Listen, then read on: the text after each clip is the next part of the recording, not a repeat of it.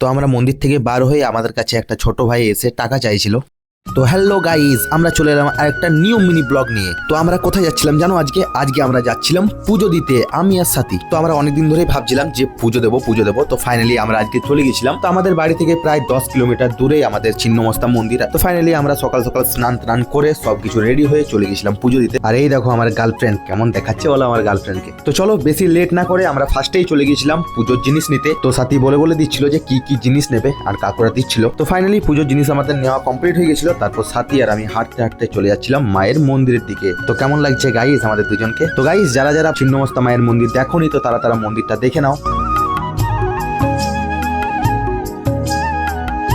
তো হাঁটতে আমরা ফাইনালি প্রবেশ করে গেলাম মায়ের মন্দিরে। আর এই দেখো আমাদের মায়ের মন্দিরটা। তো গাইস এবার দেখা হচ্ছে তোমাদের সাথে পুজো কমপ্লিটের পর, ঠিক আছে?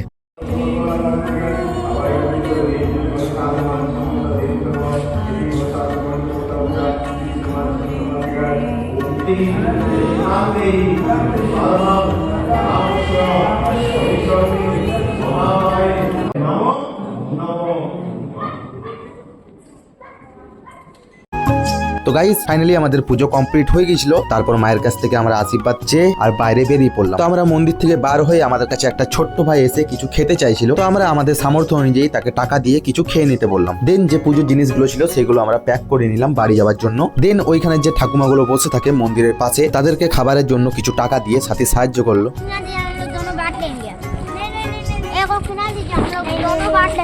তো গাইস তারপর সাথী বলছিল যে ইডলি খাবো। তো আমরা এখানে খেতে এসে এই যে ছোট ভাইগুলো এরাও খেতে চাইছিল, তো তাদেরকেও খাইয়ে দিলাম আমাদের সাথেই। তো গাইস অনেকদিন ধরেই ভাবছিলাম যে মন্দির যাব পুজো দেবো। তো ফাইনালি আজকে পুজো দিলাম। তো সত্যি দিনটা অনেক ভালো গেল। আর ঠাকুরের কাছে প্রার্থনা রইলো যে সবাইকে যেমন সুস্থ থাকে, খুশি রাখে। তো গাইস অবশ্যই কমেন্ট করে জানিও কেমন হয়েছে ব্লগটা। আর এইভাবে আরো ব্লগ আসবে, আমাদের পেজটা ফলো করে রাখবে আর এইভাবে আমাদেরকে সাপোর্ট করতে থাকবে। অনেক ধন্যবাদ আমাদেরকে এত সাপোর্ট করার জন্য। তো টাটা বাই বাই, দেখা হবে নেক্সট ব্লগে।